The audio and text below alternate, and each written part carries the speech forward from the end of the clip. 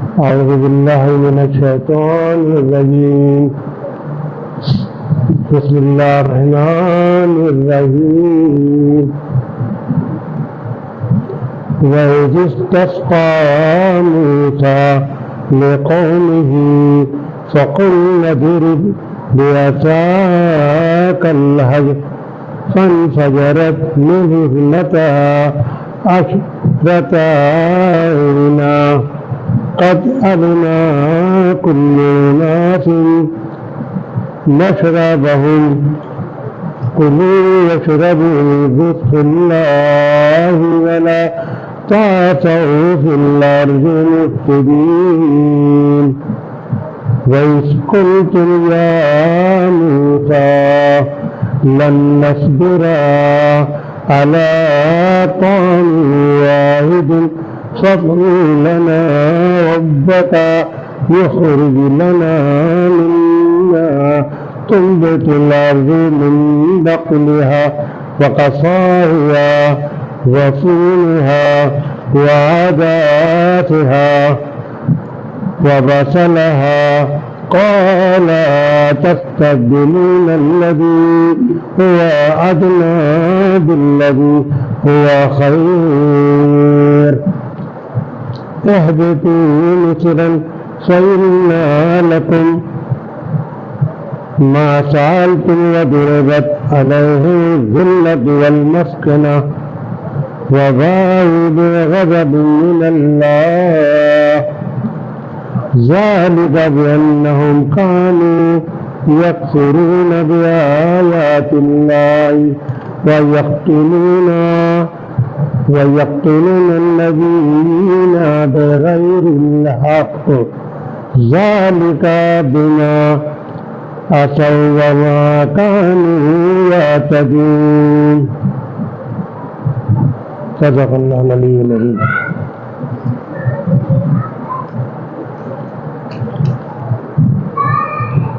یاد کرو جب موسیٰ علیہ السلام نے اپنی قوم کے لیے پانی کی دعا کی، اپنی قوم کے لیے پانی کی دعا کی تو ہم نے کہا فلاں چٹان پر اپنا عصا مارو. چنانچہ اس سے 12 چشمے پھوٹ نکلے اور ہر قبیلے نے جان لیا کہ کون سی جگہ اس کے پانی لینے کی ہے. اس وقت یہ ہدایت کر دی گئی تھی کہ اللہ کا دیا ہوا رزق کھاؤ پیو اور زمین میں فساد نہ پھیلاتے پھرو. یاد کرو جب تم نے کہا تھا اے موسیٰ ہم ایک ہی طرح کے کھانے پر صبر نہیں کر سکتے، اپنے رب سے دعا کرو کہ ہمارے لیے زمین کی پیداوار، ساگ، ترکاری، کھیرا، ککڑی، گیہوں، لہسن، پیاز، دال وغیرہ پیدا کرے. تو موسیٰ علیہ السلام نے کہا کیا ایک بہتر چیز کے بجائے تم ادنا درجے کی چیزیں لینا چاہتے ہو؟ اچھا کسی شہری آبادی میں جا رہے ہو، جو کچھ تم مانگتے ہو وہاں مل جائے گا. آخرکار نوبت یہاں تک پہنچی کہ ذلت و خواری و پستی اور بدحالی ان پر مسلط ہو گئی اور اللہ کے غضب میں گر گئے.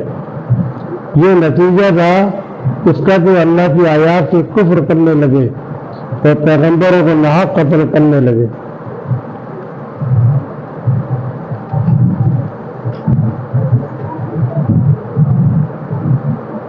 یہ نتیجہ تھا ان کی نافرمانیوں کا اور اس بات کا کہ وہ حدود شرع سے نکل گئے، وہ حدود شرع سے نکل جاتے تھے.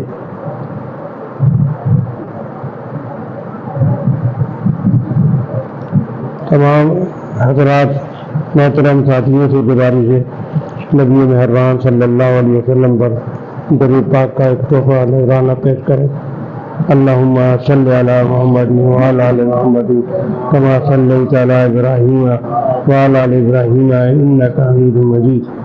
اللهم بارك على محمد وعلى آل محمد كما باركت على إبراهيم وعلى آل إبراهيم إنك حميد مجيد رب اشرح لي صدري ويسر لي أمري واحلل عقدة من لساني يفقهوا قولي. یہ کام جب اللہ تعالیٰ کے سپرد ہو جائے تو یہ کام پھر ہو جاتا ہے آسان. ٹھیک ہے. اب علم یا رب زدنی علما آقا تو جہاں احمد مصطفیٰ سرکار مدینہ صلی اللہ علیہ وسلم کو یہ بات دعا سکھائی گئی تھی کہ اللہ میرے علم میں اضافہ فرما. ٹھیک کرتے نا اللہ میرے علم میں اضافہ. پھر حضرت موسیٰ علیہ السلام کو کہا گیا وہ دعا مانگی ان کو سکھائی گئی جب فرعون کے دربار میں جا رہے تھے رب اشرح لی صدری ویسر لی امری. اللہ میرا سینہ کھول دے میری زبان کی گرا کھول دے. چارے آدمی زبان سے بولتا ہے سینہ کھولنے کے بعد کہ دل و دماغ میں ہلکا ہوتی ہے باتیں وہ اور پہ بات کرتا ہے. اب وہ کہا رہا ہے یعنی حضرت موسیٰ علیہ السلام کو جہاں بھیجا جا رہا ہے وہ وقت کا سب سے بڑا فرعون. آج کے جگہ فرعون کو کیوں کہتے ہیں کہ سب سے زیادہ ظالم جابر اور طاقتور ہو. ٹھیک ہے نا. جیسے ان کا امریکہ اس دور کا فرعون ہے کہتے ہیں نا لوگ یعنی ظالم جابر اور طاقتور ہے. تو پھر اس دور کا فرعون وہ تھا. اب اس کے دربار میں کہا جا رہا ہے جاؤ. تو آپ نے فوراً اللہ کی مدد مانگی اور دعا سیکھ لی. یہی معاملہ بین یہاں پر ہے. قرآن مجید اللہ کا کلام ہے اس نے اتارا ہے اپنے محبوب پر اور ہم تک پہنچا تو ظاہر علمیت رب کی طرف سے آتی ہے. اگر آدمی اس کام کو اللہ کے سپرد کر دے تو کام آسان ہو جاتا ہے. آج الحمدللہ 7ویں رکوع پر آ کے ہم شروع کر رہے تھے ہمیں معلوم تھا 7واں رکوع تک بھی پہنچ جائیں گے. ٹھیک ہے نا. آپ لوگوں کی دل جمی ہے باقاعدگی کے ساتھ آتے ہیں دور اور نزدیک سے آتے ہیں. اللہ نے اس کام میں برکت ڈال دی. اللہ کا لاکھ لاکھ ہمیں شکر ادا کرنا چاہیے. اچھا گزشتہ رکوع میں ہم نے یہ بات کی تھی کہ جب یہی تکرار اللہ نے کی یاد کرو جب ہم نے سمندر پھاڑا یاد کرو کہ ہم نے موسیٰ کو 40 شبانہ روز یاد کرو کہ موسیٰ محنت لیے واپس ملتا یاد کرو کہ تم نے موسیٰ سے کہا تھا ہم تمہارے کہنے کا ہرگز یقین نہیں یاد کرو. چلو ہم نے کہا تھا یہ تصویر تمہارے سامنے ہے اس میں داخل ہو جاؤ. ٹھیک ہے. تو یہ تکرار ابھی تک چھٹے رکوع سے چلی ہے کہ اللہ تعالیٰ یاد دلا رہا ہے بنی اسرائیل کو جن کی بدماشیاں آج بھی ہمارے اور آپ کے سامنے موجود ہیں.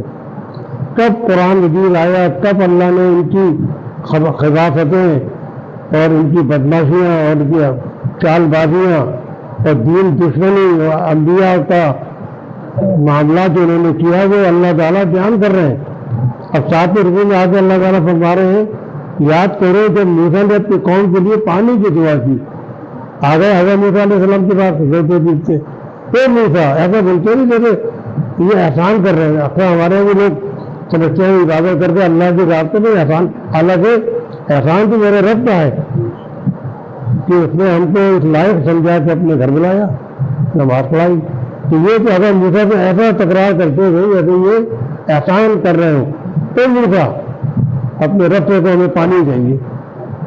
اب وہ جو آئے تھے وہاں سے لاکھوں کی تعداد میں بنی اسرائیل ایک تو اللہ نے ان پر کرم نوازی کیا کی کہ اپنے نبی کو بھیج کر ان کو فرعون کے جبر سے آزاد کرایا.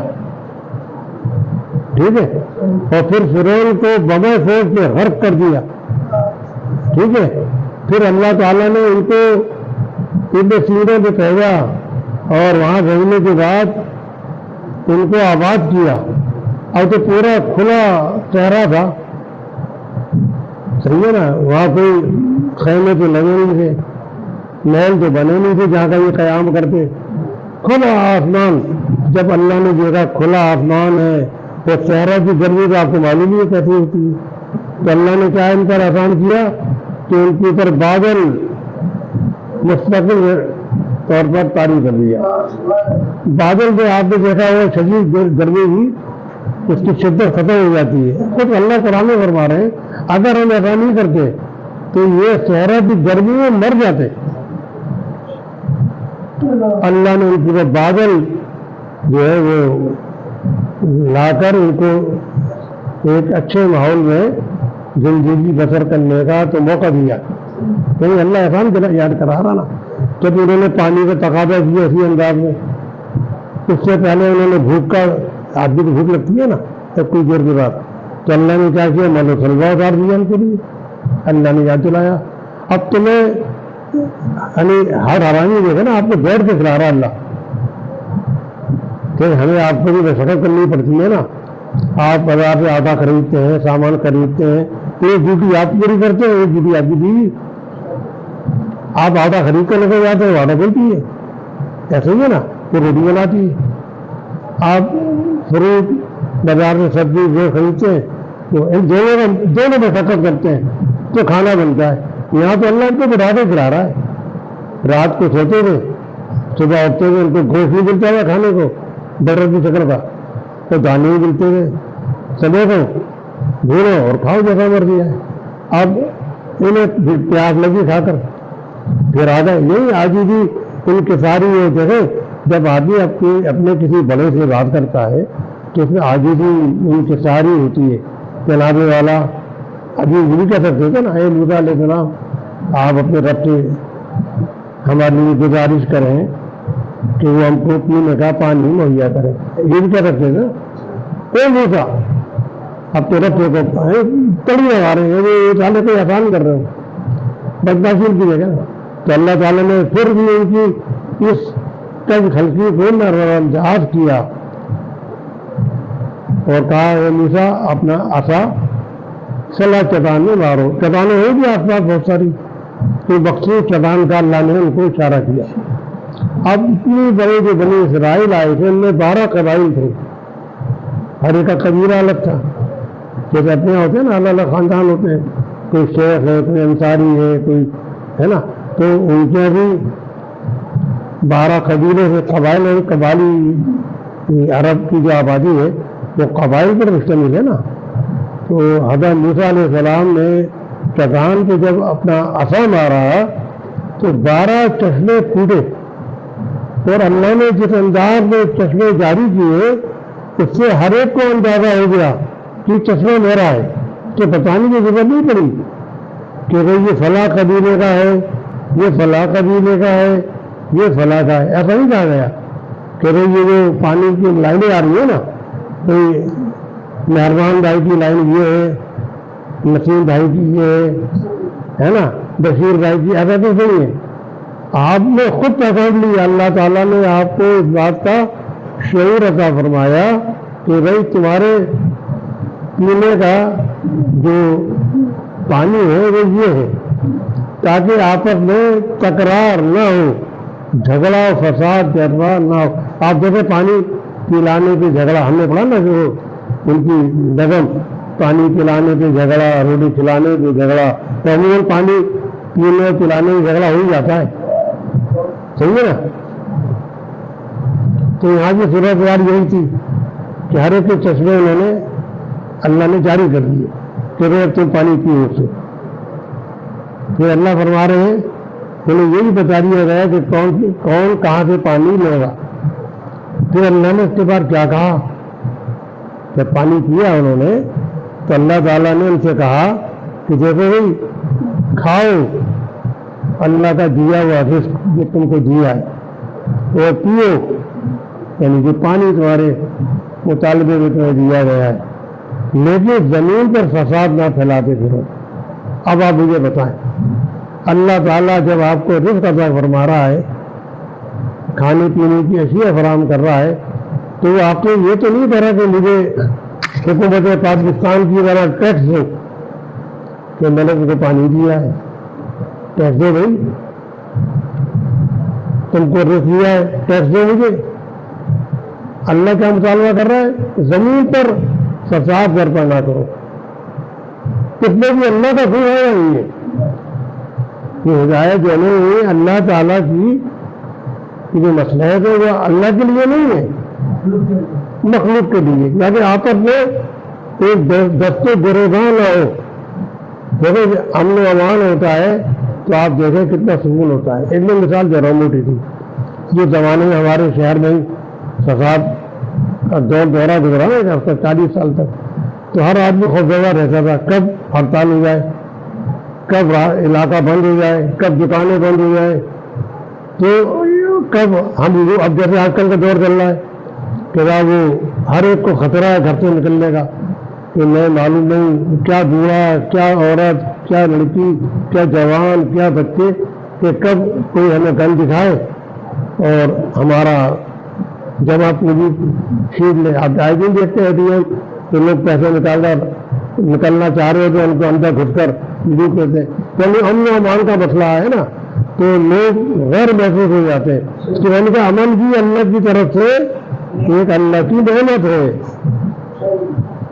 یہ نعمت وہ جانے گا جو اس کے بارے میں بہت رہا ہے. اب ہم اور آپ کراچی کے رہنے والے اس بات سے باخبری واقف ہے کہ امن و امان ہے کس طریقہ کا نام، اور جب سکون نہیں ہوتا تو بے یقینی ہوتی ہے. نماز پڑھنے جا رہے ہیں اللہ کے گھر، فکر کیا ہے یار کوئی گن دکھا کر میری زندگی سے نکالنا نہیں.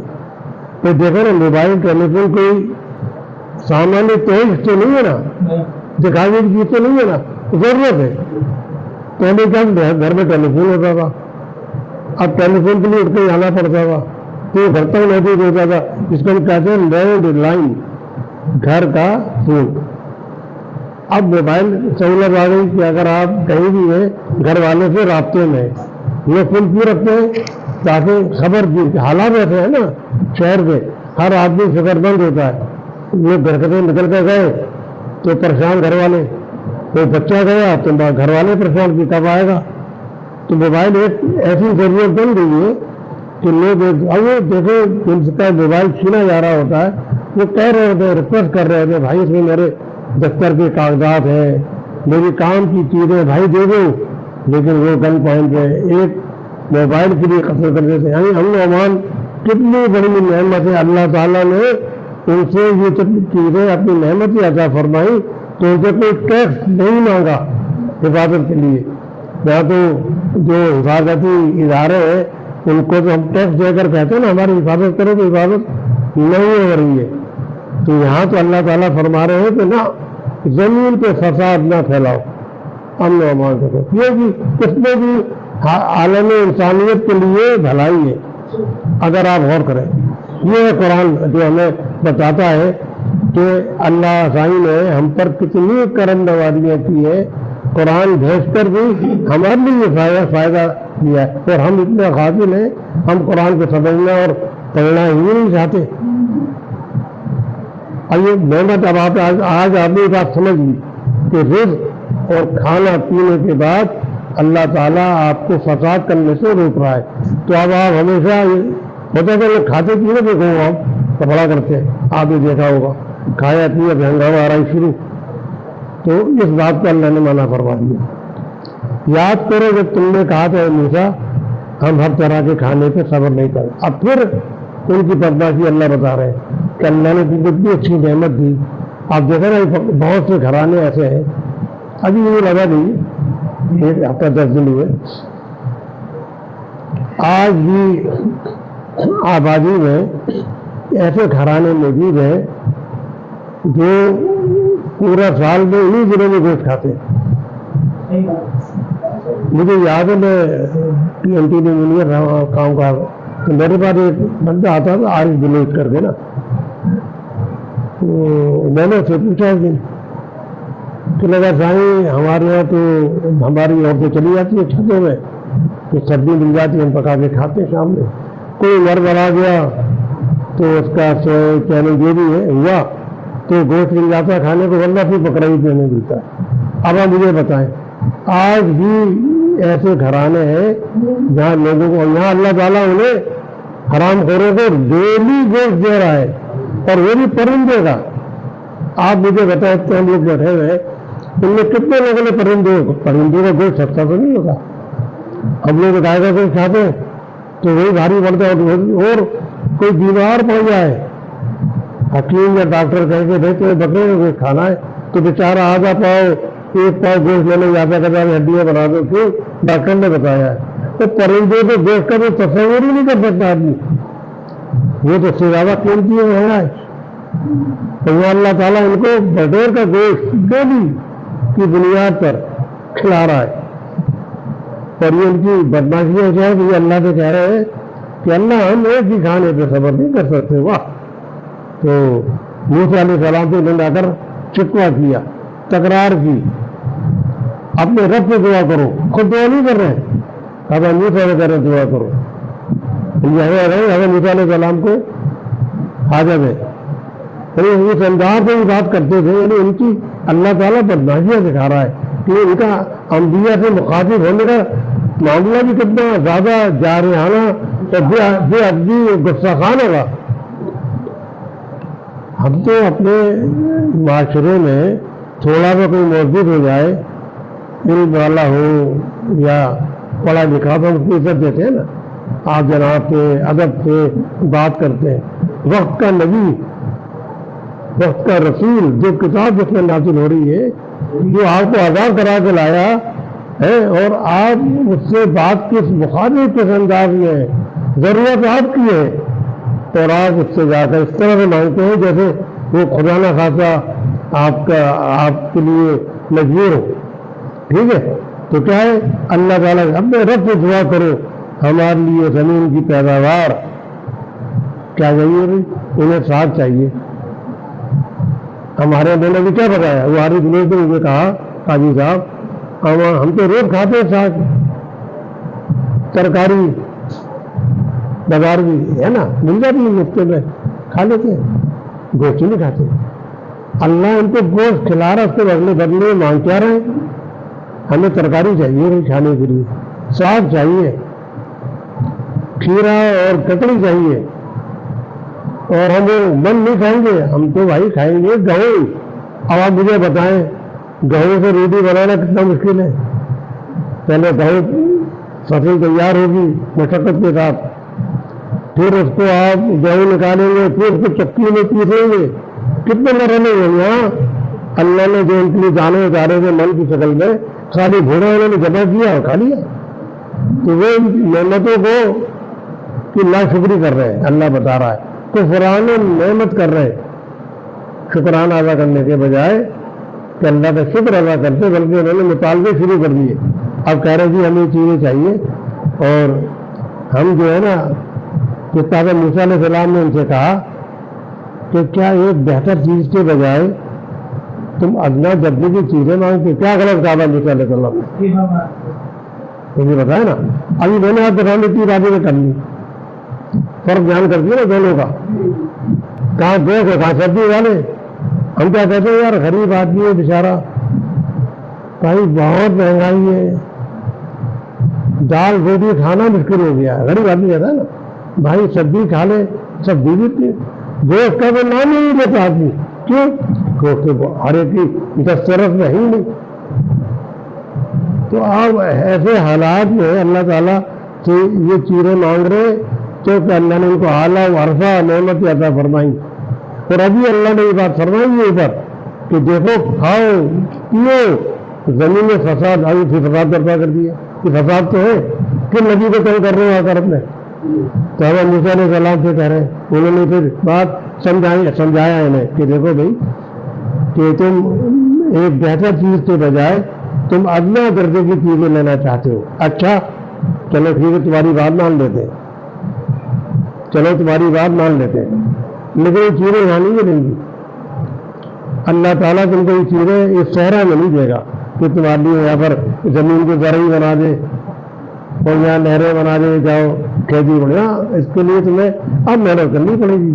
میں نے بھی کیا کہا تھا شروع میں کہ مرد ایک ڈیوٹی پوری کرتا ہے، اگلا مرحلہ عورتوں کا ہوتا ہے، دونوں ملتے ہیں تو روٹی میں کھانا بنتا ہے، ایسا ہی ہے نا۔ اب اللہ تعالیٰ نے ان سے کہا بھائی اب جاؤ، اے موسیٰ سے بولو کسی شہر میں چلے، کیا ہوں گے بہت سارے، اب یہ تمہیں چیزیں ملیں گی کسی شہر میں ملیں گی، اب کسی شہر میں اللہ نے یہ نہیں بتایا کہ کون سا شہر ہے، بس یہ کہا کہ تم جو ہے کسی شہر میں داخل ہو جاؤ، اچھا کسی شہری آبادی میں جا رہے ہو تو پھر جو کچھ تم مانگتے ہو وہاں مل جائے گا. ظاہر شہر میں ملتی ہے چیزیں کہاں ملیں گی. یہ ساری نعمتیں جو آپ کہہ رہے ہیں کے بدلے آپ یہ مانگ رہے ہیں یہ کہاں ملیں گی؟ شہر میں ملیں گی. وہاں نہیں ملیں گی. اللہ آپ کو بتا کے کھلا رہا ہے تو جو مخصوص جگہ ہے. اللہ نے جاؤ آخرکار نوبت یہاں تک پہنچی جب آپ نے اللہ کی ناشکری کی. نوبت یہاں تک پہنچی کہ ذلت و خواری اور پستی و بدحالی ان پر مسلط ہو گئی. آقا کے جہاں احمد مصطفیٰ سرکار مدین نے فرمایا میرا رب اس بات پہ بہت خوش ہوتا ہے کہ بندہ شکر ادا کرے. جب بندہ شکر ادا کرتا ہے تو اللہ اس کو اور دیتا ہے. اور ہمارے یہاں کیا ہے کوئی ایسی چیزوں کا مانگے ابھی آپ پھر آ جائے گی. اور اللہ کیا کر رہا ہے میرا بندہ شکر ادا کر رہا ہے میری دی ہوئی نعمت پر میں چھوڑ دوں گا. کوئی فلاں نعمت کرے گا تو جو نعمت ہے چھوڑ دوں گا. اب یہاں پر وہی ہوا جب انہوں نے کفران نعمت کیا تو شکر ادا کرنے کے بجائے تکرار کر کے مطالبے شروع کر دیے ادنا چیزوں کے. تو اللہ تعالیٰ نے پھر کو سزا کیا دی ان پر ذلت و خواری اور پستی و بدحالی جیسی عذاب تھے نا ان پر نازل کر دیا. آپ مجھے دیکھیں کوئی آبادی ذلت و خواری کو دیکھیں اس کا کیا اثر ہوتا ہے. پستی و بدحالی کب آتی ہے جب آدمی کے اندر چیزوں کی کمی واقع ہو جائے. نعمتیں چھین لی جائے. میں نے بھی کہا تھا امن بہت بڑی نعمت ہے ان کے لیے جو امن کے لیے مجبور ہے. کشمیر میں چلے جائیں وہ بتائیں گے امن کی قیمت کیا ہے. غزہ میں چلے جائیں وہ آپ کو بتائیں گے امن کی قیمت کیا ہے. ایران چلے جائیں مسلط کی گئی ہے کہ امن کیا ہے. ہر وقت تیار ہے وہ جہاد کے لیے. یعنی کہتے نا آپ سکون سے سوتے ہیں. میں مثال دے رہا ہوں رات ہوئی آپ نے ارادہ کیا سونے کا نماز پڑھی سب نے کیا کاموں سے فارغ ہوئے چلو یہ سونے کرتے ہیں. آپ کو یہ تو خوف نہیں ہوتا کہ رات کو کوئی ڈاکو آئے گا کوئی سو جا کر اٹیک کرے گی. آپ سو جاتے ہیں اس کے بعد اللہ آپ کو اٹھا دیتا ہے. اب جن علاقوں میں جنگ مسلط کی گئی ہے تو وہ سوچے گی نہیں کیوں انہیں ہر وقت یہ دھوکہ لگا رہتا ہے کب دشمن حملہ آور ہو جائے. امن کی قیمت وہ بتائیں گے آپ کو جن کا امن مسئلہ بنا ہوا ہے. تو یہ اللہ تعالیٰ ان سے فرما رہے ہیں کہ دیکھو تم پر یہ چیزیں اس لیے نازل کی گئی ہیں بدحالیاں کہ یہ اللہ کے غضب میں پھر گئے. اللہ نے خود کہہ دیا جب آپ اللہ کی نعمتوں کا کفران کریں گے تو اللہ اپنی نعمتیں چھین کر آپ کو ان مصیبتوں میں گھیر لے گا. یہ نتیجہ تھا اس کا کہ اللہ کی آیات کا کفر کرنے لگے اور پیغمبروں کو ناحق قتل کرنے لگے. اب ان کا یعنی آپ دیکھیں ان کے جرائم میں اس سے بڑا اضافہ کیا ہو سکتا ہے. اللہ کے نبی پاک نے فرمایا کہ 300 انبیاء ایسے ہیں جن کو انہوں نے قتل کیا ہے. قتل کرنے میں انہوں نے دو نہیں لگائی. ایک ایسا بادشاہ گزرا جسے اپنے معشوق کے لیے اس کی جو معشوق تھی ملک کا اس کے خاطر جو ہے وہ حضرت یحییٰ علیہ السلام کا سر مانگا. حضرت یحییٰ علیہ السلام کو دنیا میں تشریف لائے تو وہ تو بہت زیادہ حیادار تھے.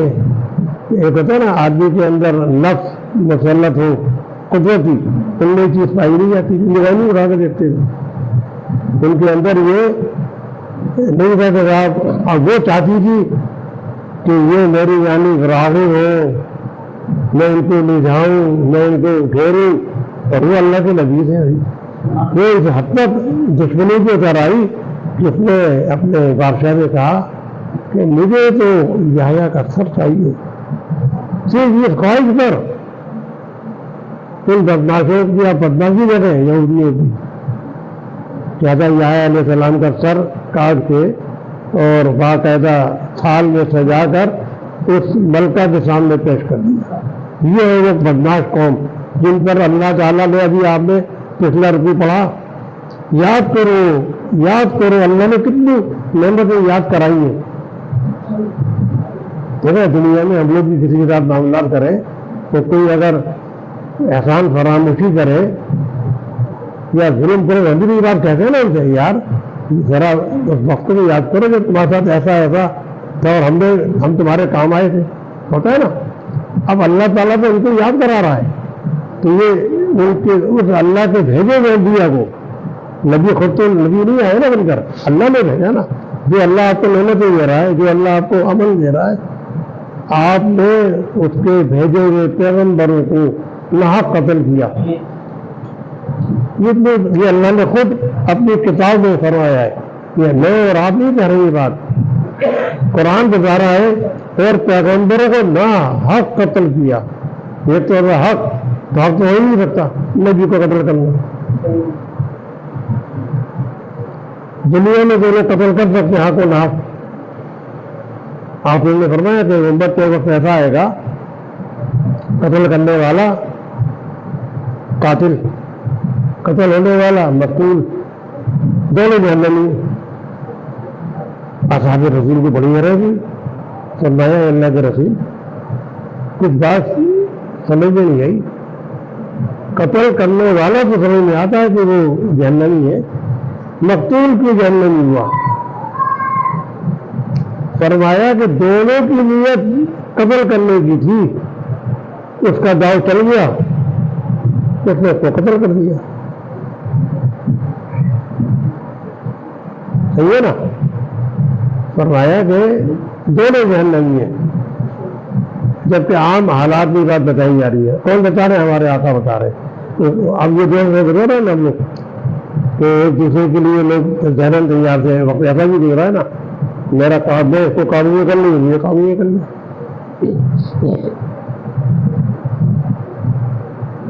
اور جو اللہ کے نیک بندے ہوتے ہیں اصحاب رسول کی مثال آتی جب خیبر کی جنگ ہو رہی تھی اس وقت کا جو بہت بڑا رستم پہلوان جس کی تیزی بنتی تھی حیدر علی شیر خدا اس کے سینے پہ چڑھ گئے. بھائی اللہ کے نے ان کو شیر خدا بنایا تھا نا. تو اگر ایسے میدہ اٹھا لیا کہ اس کے سینے کو آر پار کر دے اس نے بے قابو ہو کے تھوک دیا. آپ سینے سے اتر گئے. آپ کا بتا رہا ہوں آپ کو سینے سے اتر گئے. اس نے کہا اے ابھی تم نے مجھے قابو میں کیا اور پھر مجھے مارے دینا اتر گئے. فرمایا پہلے جب میں تم کو قتل کر رہا تھا تو میں حق پہ تھا. کیوں کہ میں نے اللہ کے لیے تم کو قتل کرنا تھا. اب تم نے چونکہ میرے چہرے پہ تھوک دیا تو اب میرا لفظ مجھ پہ غالب آ گیا. اب اگر میں تم کو قتل کروں گا تو ناحق ہو جائے گا. اس لیے کہ اب نیت بدل گئی ہے نا. غصہ شامل ہوا ہے تو نیت بدلی ہے نا. تو مقصد کہنے کا کیا ہے کہ یہ بتایا ہے حق و ناحق قابو میں کر کے بھی چھوڑ دیا. کیوں؟ جس کے لیے لڑ رہے تھے اب مسئلہ اس سے ہٹ کر ذات پر آ گیا. اور ہمارے یہاں کیا ہے کہا اللہ کے نبی پاک نے فرمایا روزے میں ایسا ہوگا اللہ کی عدالت لگی ہوگی. ٹھیک ہے. بسم اللہ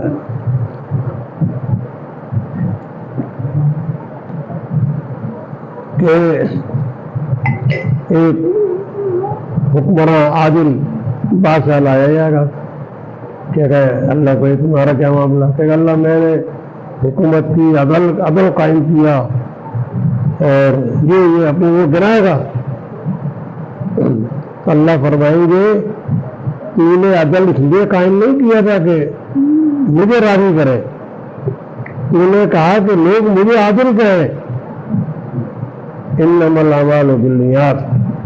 بظاہر کے لوگ کہتے ہیں کہ بھائی بہت اللہ والا ہے، ٹھیک ہے، لیکن اصل بات اس کے قلب کے اندر ہے. فیصلہ اندر والی پر ہوگا کہ تمہارے دل میں کیا ہے. اللہ تعالیٰ کو گھسیٹتے ہوئے جنت میں لے جاؤ. پھر سخی کو لایا جائے گا، بڑا مال خرچ کرتا تھا.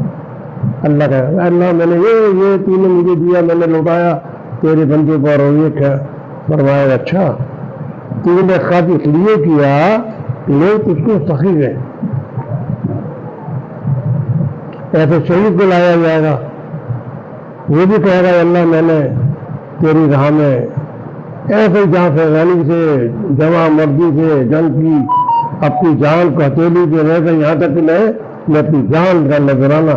اللہ فرمائے گا نہیں، تو چاہتا تھا کہ لوگ تجھے جری اور بہادر گئے، جاؤ اس کو بھی گھسیٹتے ہوئے جہنم میں لے جاؤ. اب آپ مجھے بتائیں معاملہ کائیں پہ ہو رہے ہیں؟ آپ کی سوچ پر ہو رہے ہیں. وہ میرا رب جو آپ کے دل میں وسوسے پیدا ہونے کو بھی سنتا ہے.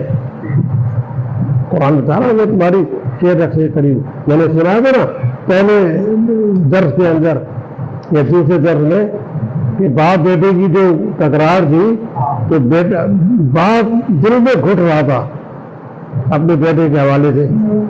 اور وہاں جب اللہ کے نبی کی خدمت اقدس پہ پہنچا تو جب اللہ کے نبی سے فرمایا کہ بولو تم کیا کہہ رہے تھے، تو وہ کہنے لگا، رو پڑا مارے جذبات کے کہ جو بات میرے کانوں نے نہیں سنی. یا جو دل میں بات کرتے ہیں کان تو نہیں سنتے نا، وہ خالی محسوس کرتے ہیں. آپ حالت نماز میں زیادہ واسطہ پڑتا ہے کہ آپ کے کان نہیں سن رہے ہوتے، تلاوت امام صاحب کر رہے ہوتے، لیکن آپ کے اندر وسوسے جو چل رہے ہوتے جو آپ کے کان نہیں سنتے لیکن محسوس کرتے.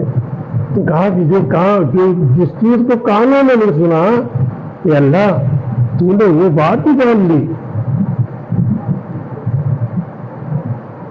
یہ بات اللہ تعالیٰ فرمانا چاہ رہے ہیں یہاں پر کہ دیکھو اس کا نتیجہ یہ تھا کہ وہ اللہ کی آیات سے کفر کرنے لگے. میں بھی پتا ہے نا کفران نعمت کا، اور پیغمبر کو ناحق قتل کرنے لگے. اس کا نتیجہ تھا کہ ان کی نافرمانیوں کا، یہ نتیجہ تھا ان کی نافرمانیوں کا اور اس بات کا کہ وہ حدود شرع سے نکل جاتے تھے. حدود شرع سے نکل جاتے تھے. اب حدود شرع کیا ہے؟ اللہ نے آپ کو پابند کر دیا کہ بھئی یہ کام کرنا ہے اور یہ کام نہیں کرنا ہے، ٹھیک ہے نا. اس کے آگے آؤ گے دیکھا نا آپ نے اکثر جگہ پہ دیکھا ہوگا جو لوگ سرکاری ملازم میں زیادہ جانتے ہیں، عام لوگ بھی جانتے ہوں گے کہ اکثر حکومت کی طرف سے لکھا ہوا لگا ہوتا ہے کچھ علاقوں میں کہ علاقہ غیر ممنوع ہے، اس کے آگے جانا منع ہے. یعنی یہ گورنمنٹ کی شرح ہے، لیکن میں نے شرح بنا دی. اس کے آگے جاؤ گے نا تو قابل گرفت ہو جاؤ گے، سزا ہوگی. اللہ نے اپنی کتاب کے ذریعے شرح قائم کر دی، بتا دیا، حدود بتا دی. سورہ نور میں اللہ فرما رہے نا کہ آپ مومن مردوں سے کہتے اپنی نگاہ کو ذرا جھکا رکھیں، اور آپ مومن عورتوں سے بھی کہتے اپنی نگاہ کو ذرا جھکا رکھیں. یعنی اللہ نے یہ نہیں کہا عورتوں مردوں کو ملا کر دونوں کو الگ الگ کر کے بتایا ہے. کیوں کہ اسلام اس بات کو پسند ہی نہیں کرتا کہ کوئی ایسی مخلوق محفل ہو جہاں پر عورتیں اور مرد مل کر اللہ باللہ. آج کل تو ہمارے معاملہ کیا ہے، یہ چیز عام ہو گئی ہے. یعنی اگر محفل دینداری بھی ہو رہی ہے جس کو کہتے ہیں آپ خالصتاً کہ دینی محفل ہے، وہاں بھی عورتیں اندر ساتھ بیٹھے ہوئے ہوتے ہیں. نام آقا جو یہاں کا لیا جا رہا ہے، نعتیں پڑھی جا رہی ہیں، ذکر کیا ہے. اور دیکھو بھائی عورتیں بھی وہاں بیٹھی ہوئے ہیں، مرد بھی بیٹھے ہوئے، اور شادی بیاہوں میں دیکھ لیں آپ. لیکن قرآن کیا کہہ رہا ہے؟ آپ عورتوں سے کہیں اور مردوں سے کہیں الگ الگ. اللہ نے مخالف ہوا. تو یہ شرع کہلاتی ہے کہ اللہ نے اس بات کو کہا، لیکن ہم کیا شرع پر عمل کرتے ہیں؟ اب میں آپ کو ایک مثال دے رہا ہوں. کہا گیا کہ اگر امت میں وقت ایسا آئے گا کہ میری ایک سنت کو زندہ کرے گا اس کو 70,000 فرشتوں کے برابر جو ہے وہ اجر ملے گا. 14 کے. اب جو قرآن کی ایک آیت کو زندہ کرے، اپنی نگاہ کو جھکا رہو. عورتوں کو کہا جا رہا ہے، مردوں کا ہے. میں آپ کو بالکل یہ عملی مثال بتا رہا ہوں، آپ کر کے دکھ لیجیے گا.